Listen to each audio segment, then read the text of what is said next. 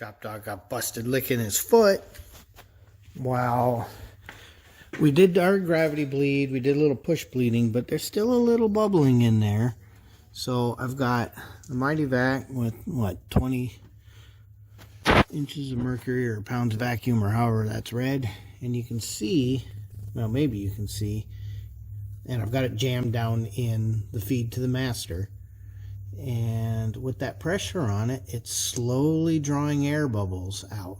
Now, there's nowhere else for air to come from, so that's coming out of those lines.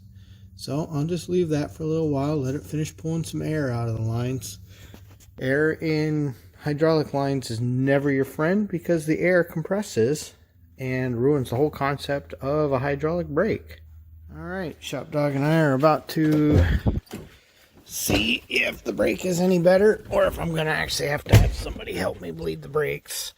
You try to do everything yourself if you can, you know.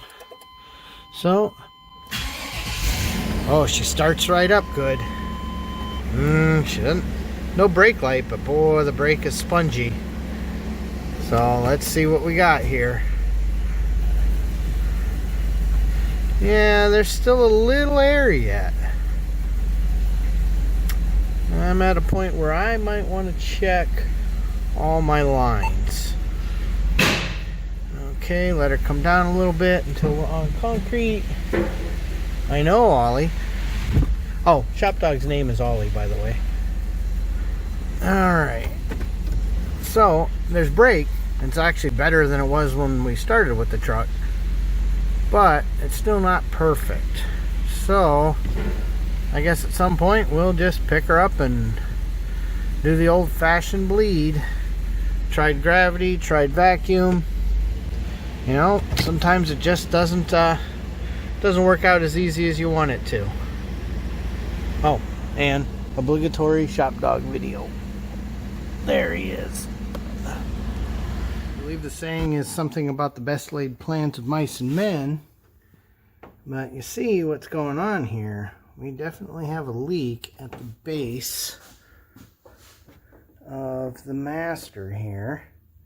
So, what I thought was from when it shot up, I just went for a test drive and the brake just isn't right. Well, you notice, that's wet. Well, you come up in here and you start feeling the brake lines and start coming up and, it comes from right here. Here's where we're seeing it, right there, at the reservoir. So, that's why I keep getting air. It's getting in at the reservoir, obviously for the drum, so that's where your brake feel is. So I'm going to wind up swapping this with the one in the other truck. That one's maybe 5 years old, maybe 6. It doesn't have hardly any miles on it, but everything's always got to be difficult. But I really want this to stop correctly. I mean, it stops fine, but it's not perfect. Okay, that didn't take very long. I went and snagged the one out of the other truck. Of course, those lines snapped off in the other truck, but the other truck doesn't have brakes anyway, so it doesn't matter. So hopefully we can get this bled tonight. Okay, we're out on a test drive in the fish truck. We did swap that master, and we did a quick brake bleed. And, you know, it's good enough for now. We did a couple backward panic stops, and with the ShopDog in the back, we don't want to stop too quick, but it's already driving better. The spark plugs really made a difference. Now we're on a nice little dirt road. You know, it's yeah, it's driving pretty decent actually. Obviously the alignment isn't done because I haven't taken it in for an alignment, but even though the steering wheel isn't straight, which you can't see, it's driving actually pretty decent.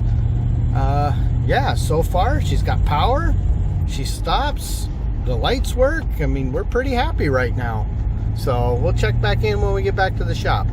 Okay, after a successful test drive, ShopDog is saying it's time to sit on the couch and watch a little telly.